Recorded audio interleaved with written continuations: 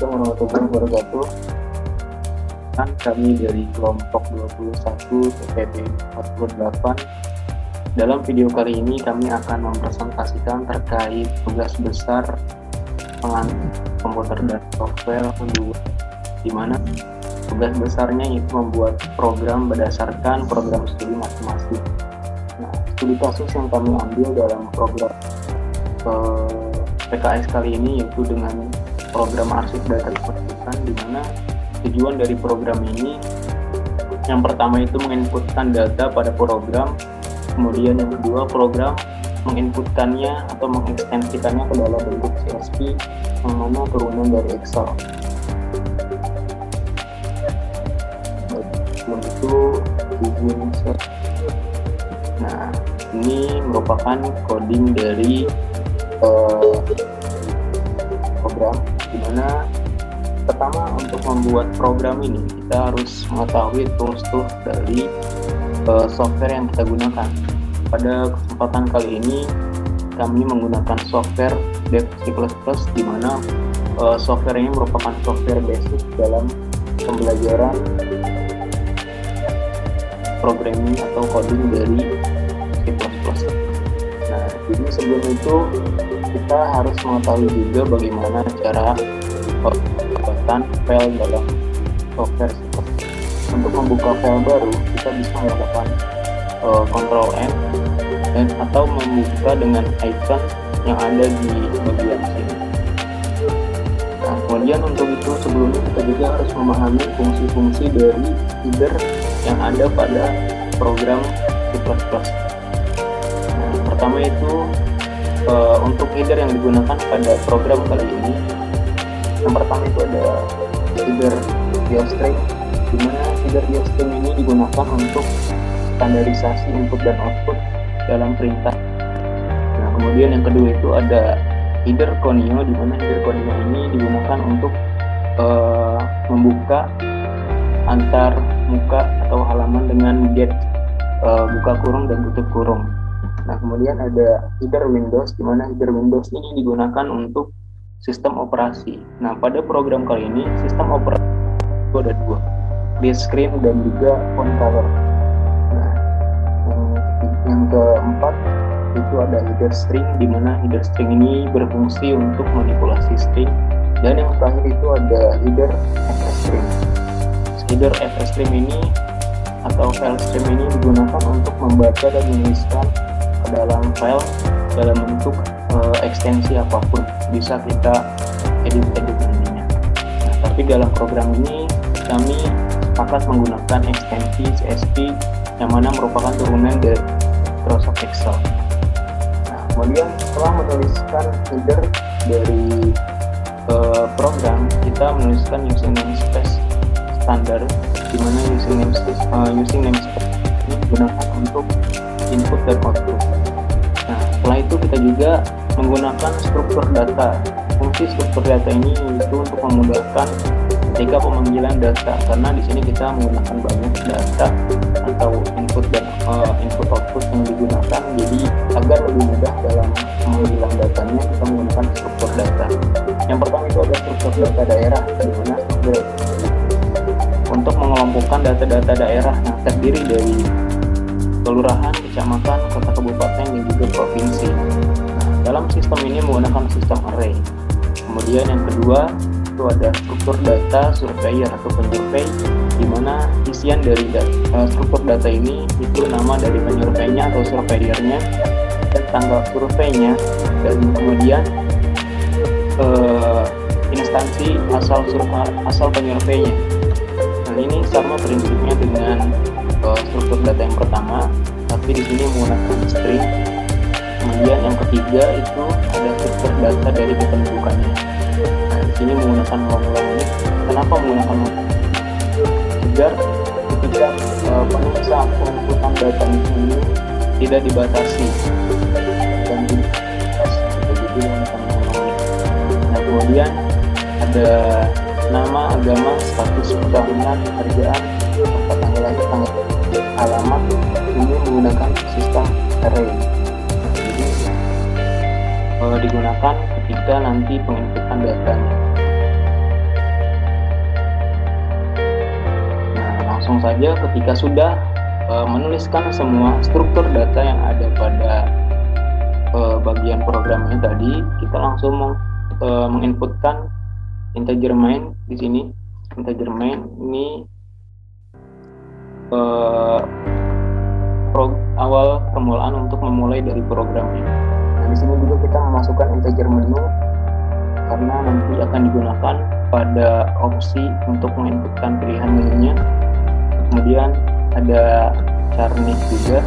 Nah, charnik ini digunakan untuk sistem array dari program yang akan digunakan di sini. Nah, kemudian ada integer pilih juga. Pilih itu digunakan untuk bagian dari dalam menunya, itu di bagian akhir, di bagian ini. Kemudian ada struktur data yang tadi sudah dimasukkan juga. Ini digunakan untuk input dan output dengan menggunakan sistem array. Dan ini ada long long name edit juga, itu digunakan untuk pencarian data dengan menggunakan nick. Karena tadi long longnya itu digunakan untuk input pada nick. Di sini kemudian ada boolean ketemu juga, dan juga string length. Nah, kita langsung saja masuk pada tampilan menu utama. Nah, tampilan menu utama ini kita menggunakan sistem clear screen. Di sini fungsinya itu untuk membuka halaman baru, sistem clear screen ini, dan juga menggunakan sistem font color. Font color ini bisa bebas menggunakannya. Di sini kita menggunakan Photoshop 2 yang nanti outputnya itu menghasilkan warna hijau. Kemudian ada cout-nya juga. Cout dari tampilannya akan muncul ketika di dalam ini seperti ini, dengan header program arsip data terkait pendidikan program studi perencanaan wilayah dan kota tahun 2002. Dan ada tampilan tulisan di atasnya, dan baru pilihan-pilihan menunya dari 1 sampai 5. Yang pertama itu untuk menambahkan data penduduk, yang kedua untuk mencari data penduduk, yang ketiga menghapus data, yang keempat menampilkan data penduduk, dan yang kelima itu untuk keluar dari program. Di sini kita juga memasukkan pilihan menu tersebut. Nah, di sini kita masukkan mesin, dan di sini pilihannya kita mau pilih angka yang berapa dari 1 sampai 5. Ketika kita memasukkan angka 1, maka dia muncul tampilan pada bagian dari untuk dari bagian menambahkan data ini. Selanjutnya dijelaskan oleh kawan saya.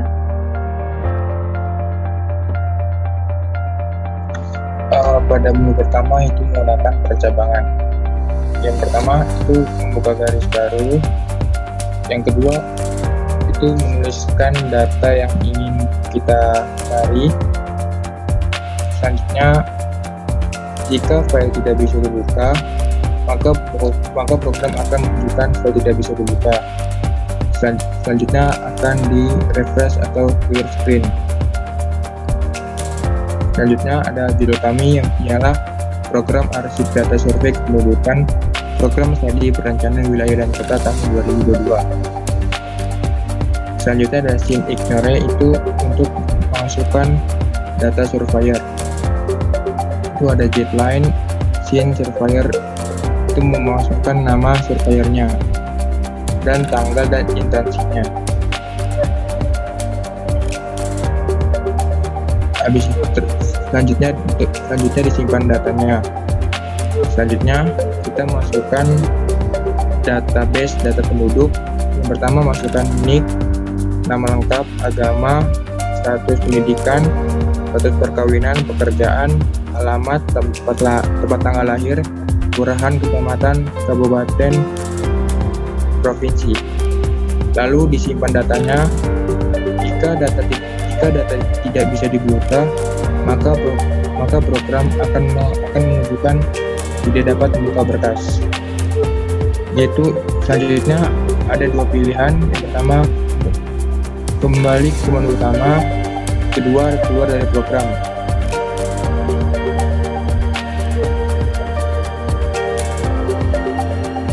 Jika memilih menu pertama akan kembali ke menu utama.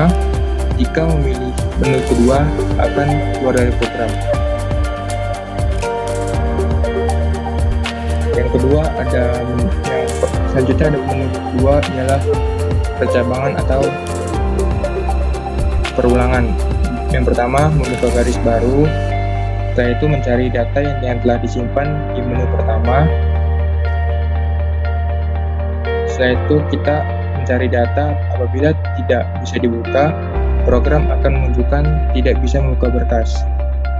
Selanjutnya di clear screen atau di refresh. Selanjutnya akan menunjukkan judul program arsip data survei kependudukan program studi perencanaan wilayah dan kota tahun 2022. Selanjutnya kita cari data penduduk dengan masukkan NIK. Selanjutnya, kita memasukkan data surveyor, tanggal instansinya.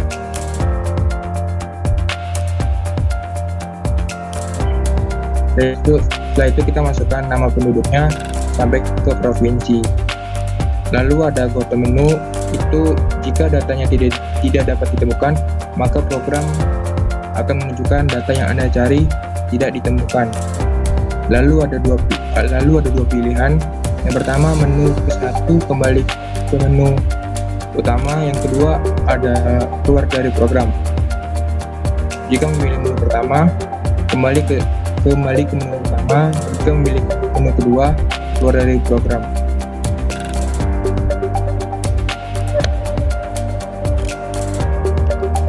Selanjutnya yaitu menu ketiga. Sama seperti sebelumnya, di setiap menu itu akan memiliki sebuah percabangan.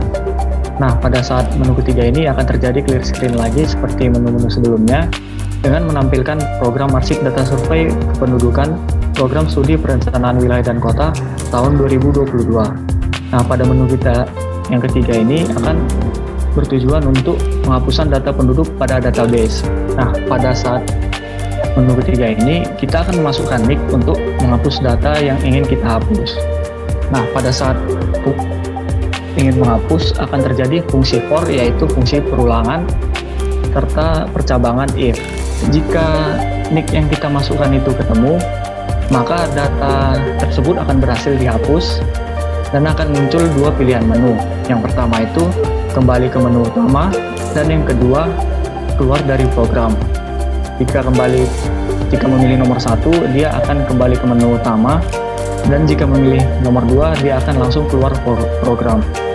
Nah, jika data yang kita cari itu tidak ditemukan, maka dia mengeluarkan output data yang akan dihapus tidak ditemukan. Lalu sama seperti tadi, akan muncul dua pilihan menu tadi. Selanjutnya, menu keempat yaitu menampilkan data penduduk. Di situ ada fungsi string line, yaitu membuat garis baru dan membuka data CSV tadi menggunakan if stream. Pada saat kita memilih menu 4, akan langsung keluar data penduduk yang sudah kita isi sebelumnya pada menu yang pertama.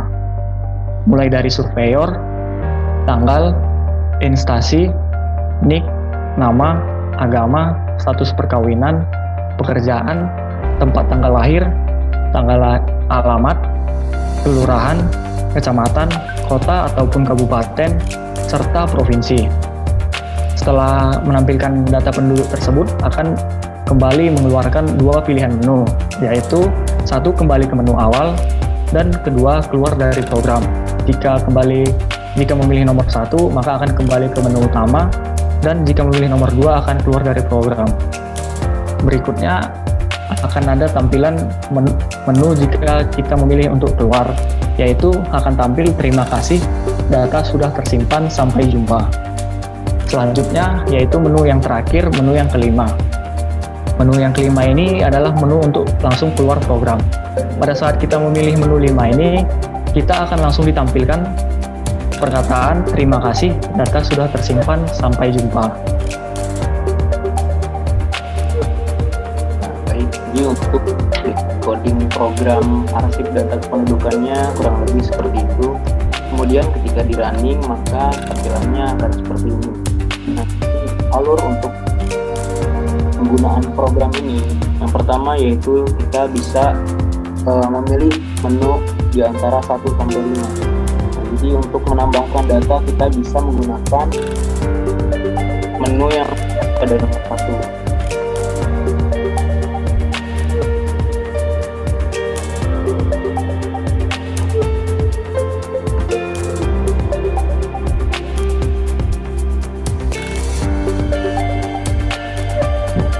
Nah, pada menu yang pertama ini, di sini pertama kali kita akan ditampilkan untuk mengisi surveyor. Nah, setelah kita mengisi surveyor, kita akan langsung mengisi tanggal, lalu instansinya. Selanjutnya, kita akan menambahkan database penduduk mulai dari NIK. Selanjutnya ada nama lengkap, lalu agamanya, status perkawinannya, pekerjaannya, tempat dan tanggal lahirnya,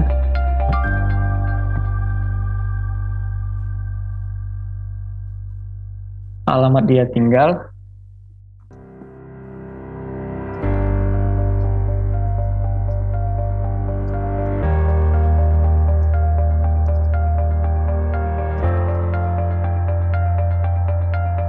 lalu ada kelurahan, kemudian kecamatan, serta kabupaten ataupun kota, dan yang terakhir itu akan ada provinsi.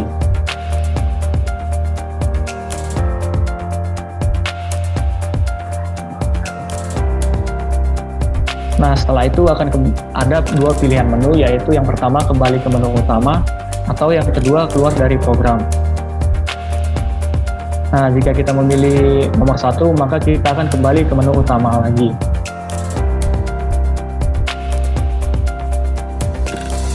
Nah, pada menu pertama lagi kita akan memasukkan lagi surveyor yang akan kita isi. Sama seperti sebelumnya, kita akan memasukkan tanggal instansi. Lalu pada saat penambahan database penduduk, sama seperti sebelumnya juga, akan memasukkan NIK, nama lengkap,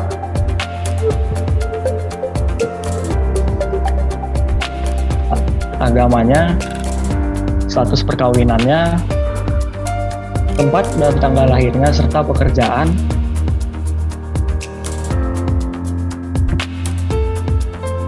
dan tempat di mana dia tinggal seperti alamatnya, kecamatannya, di kota mana dia tinggal ataupun kabupaten, serta provinsinya.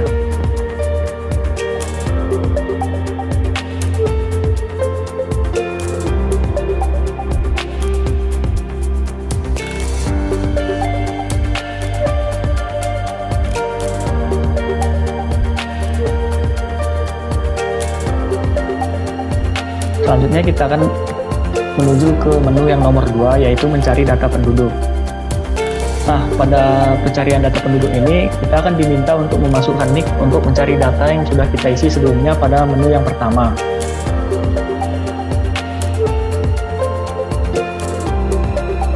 Nah, setelah dimasukkan NIK yang sudah kita cari sebelumnya, yang sudah kita isi sebelumnya, dia akan menampilkan program dari nama lengkap sampai tempat di mana dia tinggal, serta surveyor, kapan tanggal surveyor itu mengisi, dan tempat di mana instansinya.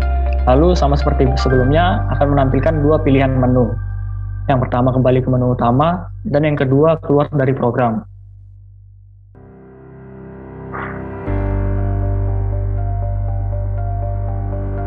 Lalu untuk menu yang ketiga, kita akan masuk kepada penghapusan data penduduk pada database.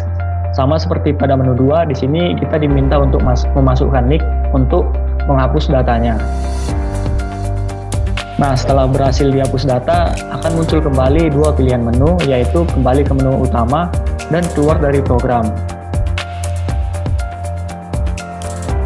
Nah, pada menu yang keempat tadi, kita akan menampilkan seluruh data penduduk yang sudah kita isi pada menu pertama. Berikut adalah tampilannya karena pada menu pertama tadi sudah diisi.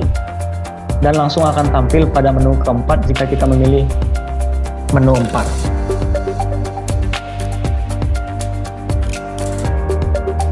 Nah, dan yang terakhir itu adalah menu keluar. Pada menu ini akan menampilkan terima kasih, data Anda sudah tersimpan.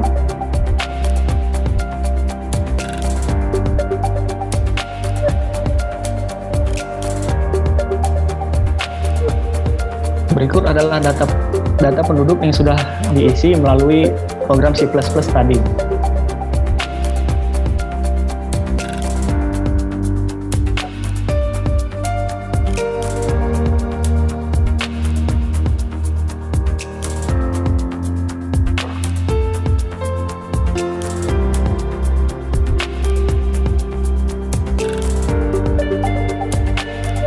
Nah, baik, kurang lebih seperti itu.